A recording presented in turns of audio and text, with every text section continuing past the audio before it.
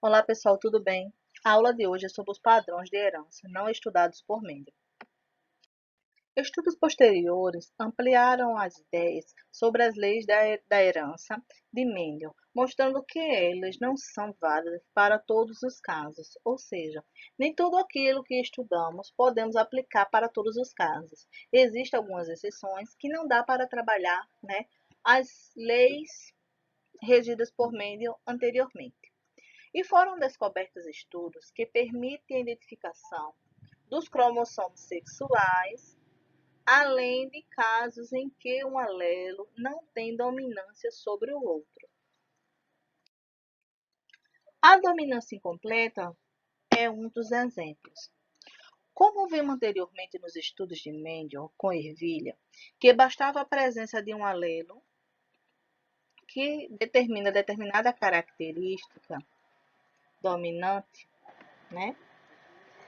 Para que a característica ela se expressasse. Simplesmente se houvesse o dominante, essa característica dele iria se expressar nas suas gerações futuras, como no exemplo da cor da ervilha amarela, que era a cor dominante, e quando analisávamos o cruzamento, vimos que as gerações filiares sempre tinha uma boa quantidade de ervilhas amarelas. Já existem outros casos, né, como por exemplo da planta maravilha, da Mirabilis jalapá, o cruzamento entre plantas de flor vermelha com plantas de cor branca. O cruzamento entre elas, o que iria surgir é uma planta com uma terceira característica, a planta com a cor da flor rosa.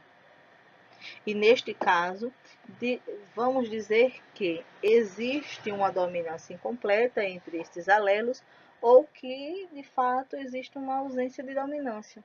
Esse alelo ele não consegue, se expressar totalmente. Por que isso ocorre nas flores de maravilha? Então, na dominância incompleta, os indivíduos com dois tipos de alelo heterozigotos, eles vão apresentar um fenotipo intermediário, ou seja, eles vão se expressar diferente dos seus pais. Porque neste caso aqui, os pais dessas, ou seja, os indivíduos parentais da flor de maravilhas, eles são homozigotos, tá certo? Então vamos aqui analisar rapidinho aqui o quadro para podermos entender melhor o que estamos falando. Então temos a flor vermelha, aqui ó, a flor vermelha e a flor branca. E estes daqui são os alelos, certo? Para entender melhor, colocamos os índices em esse alelo. E os índices para a flor da cor vermelha, ela vai ser o Vzão. E o índice para a cor branca, o B. E a flor rosa vai ter os dois, o V e o B, tá certo? Então, quando essas duas flores elas se cruzam, elas vão pegar, né? Cada uma dessas vai doar um dos seus gametas. Vai ter um Czão Vzão e o outro um Czão Bzão. Quando há fecundação entre esses gametas, na geração F1 forma-se, ou surge, duas flores rosas, heterozigotas. Por quê? Porque cada uma tem um gameta de cada um dos pais. E o que ocorre? A formação de duas flores rosas. Mas por que isso ocorre? Ela ocorre porque, neste caso, a presença apenas de um alelo para a cor vermelha leva esta planta a produzir um pigmento vermelho em menor quantidade. E como o alelo para a cor branca ele não produz pigmento, a flor ela terá a coloração rosada. É o que ocorre aqui, certo? Explicando com outras palavras, o que quer dizer é que quando existe a fecundação entre os homozigotos, eles vão gerar indivíduos heterozigotos.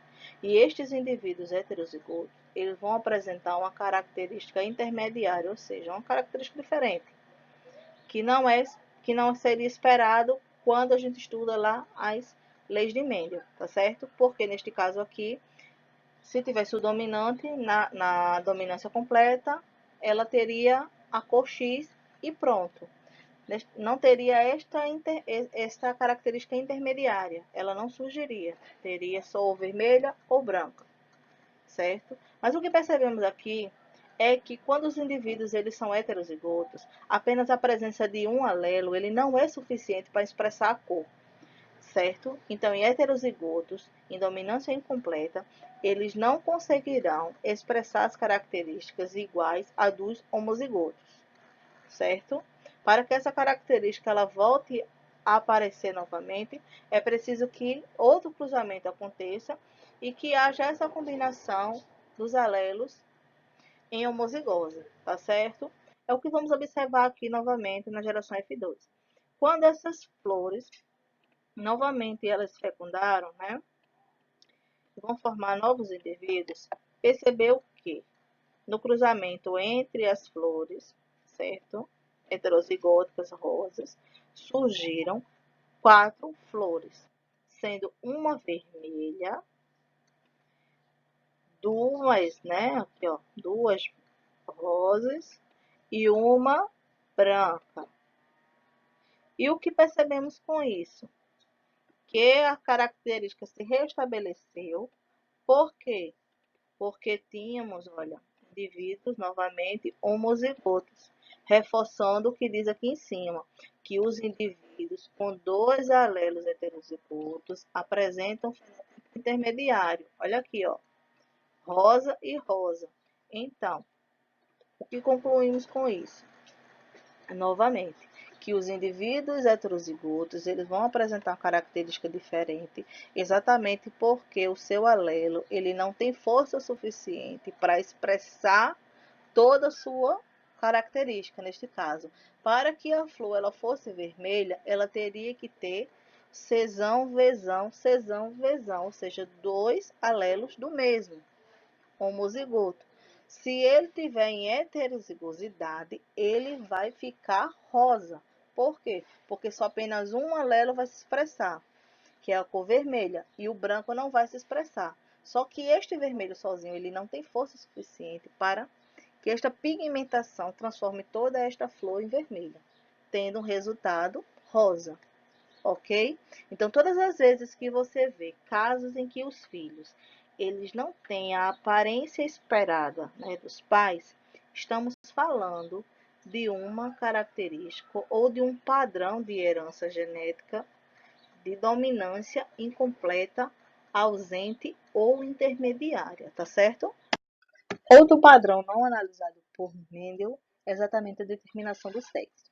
Em muitas espécies, o sexo biológico é determinado por um par de cromossomos, e eles são chamados de cromossomos sexuais. Os genes situados nesses cromossomos determinam se o embrião ele vai desenvolver, certo? Ele vai desenvolver determinado órgão sexual, ou seja, se vai, né, nascer um indivíduo do sexo feminino ou do sexo masculino. Nos humanos, existem 22 pares de cromossomos comuns, tanto aos homens quanto às mulheres. E eles são chamados de cromossomos autossômicos. O que isto quer dizer? É que estes cromossomos autossômicos são todos os cromossomos que existem nas células do nosso corpo, com exceção das células sexuais, tá certo? Que vai produzir lá os cromossomos sexuais. Que neste caso, né, existe mais um par de cromossomos, que são os cromossomos sexuais, aí fechando uma soma total de 23 pares de cromossomos, certo? Sendo 22 autossômicos e apenas sendo 22 pares autossômicos e apenas um par sexuais. Como podemos analisar aqui, olha, estes são os cromossomos sexuais masculinos e o cromossomo sexuais femininos. Já a princípio, analisamos que existe uma diferença entre eles. Por quê? Porque é o cromossomo sexual masculino que vai determinar o sexo. À frente nós vamos entender mais um pouquinho. Na determinação do sexo, as mulheres elas apresentam 2 cromossomos iguais, e são chamados de cromossomos XX, e os homens apresentam dois cromossomos sexuais diferentes, um sendo o X e o outro o Y, tá certo? Os gametas têm metade do conjunto de cromossomos, que serão restabelecidos após a fecundação. Então, os ovócitos que as mulheres liberam na ovulação contêm o cromossomo X. Já o espermatozoide produzido pelo homem, uma parte contém cromossomo X e a outra parte cromossomo Y, certo? Então, pessoal, novamente afirmando que nos humanos, quem vai, né, auxiliar na determinação do sexo é o homem, porque ele tem um cromossomo diferente. Se lembra que o das mulheres são todos iguais, XX, e que os homens são XY. E que para formar o sexo feminino precisa-se de dois X, XX, e para o homem um XY.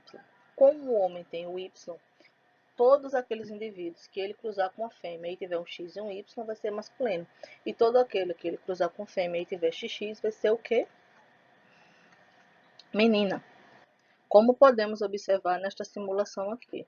Uma mulher com 23 pares de cromossomo, outro homem também com 23 pares, porque já estão restabelecidos, né? Porque eles já são adultos. E esses adultos eles vão formar, né, gametas com metade desses cromossomos, que após essa fecundação, como eu falei, vai restabelecer.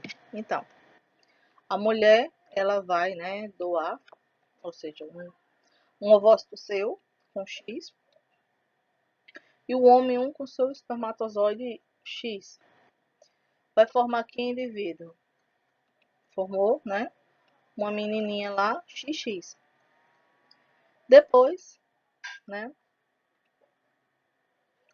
essa mesma mulher, ela vai novamente ovular, ter um ovócito, onde vai, né,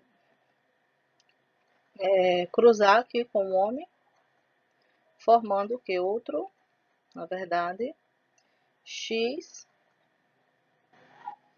e um Y, que foi esse outro gameta masculino. Formou quem? Um menino, né? Desse cruzamento nasceu um menino. Novamente, ela doa outro X e o homem seu outro X. Vai nascer quê? Qual o sexo que vai ser determinado aqui? Feminino. Neste último caso, doado um gameta da mãe X e um gameta do pai Y. Qual foi a determinação desse sexo? Masculino. Certo? Então, neste cruzamento genético, podemos dizer que a probabilidade de nascer menina é 50%, assim como também 50% masculino. E o determinante, no caso dos seres humanos, é o cromossomo Y, ok? No entanto, a determinação do sexo ele pode variar dependendo do organismo estudado, certo? Vimos lá que a determinação do sexo em humano fica por cargo dos gametas masculinos, né, por serem diferentes, que é o XY. Mas nas aves, o sexo ele é determinado pelo gameta da fêmea, ou seja, este tipo aqui de cruzamento é chamado de sistema ZW, onde a fêmea ela é responsável em determinar o sexo, certo? Mas também a determinação do sexo, ele pode estar atrelado também a algumas mudanças ambientais, né? Ou o próprio ambiente ele determina, como no caso da temperatura. Mas aqui estamos estudando o cruzamento e neste caso aqui no sistema ZW, em aves, quem determina é a fêmea. Por quê? Porque é ela quem tem o gameta diferente. O do macho é igual, que é o Z, ou seja, ele vai ter dois ZZ, né? E a fêmea tem um ZW. E todos aqueles gametas que tiverem o ZW vão ser fêmeas. E o que tiver o ZZ vão ser macho. A mesmo cruzamento que fizemos anteriormente. A diferença aqui é que aquele que recebeu o gameta diferente, ele vai ter o sexo também diferente, né? Então, pessoal, por hoje é isso, tá? Se tiver alguma dúvida, me procura lá. Estudamos hoje alguns padrões de herança que não foram estudados por Mendel, que seria a dominância incompleta, né? Vimos lá que o alelo ele não tem todo esse poder, né, para expressar totalmente a sua característica. Por isso que dizemos que ela é incompleta, ou ausente, ou intermediária, e também a determinação do sexo. A determinação do sexo está atrelada àquele indivíduo que vai ter um gameta diferente, e nele vai estar a responsabilidade em determinar se o sexo vai ser feminino ou masculino. Mas lembrando que tudo isso ocorre aleatoriamente, tá? Isso quer dizer que, mesmo que ele tenha essa responsabilidade, tá à sorte, ou seja, por acaso. Por isso que a gente estuda a probabilidade, que é a quantidade desses indivíduos surgirem em uma determinada, né, geração, ok?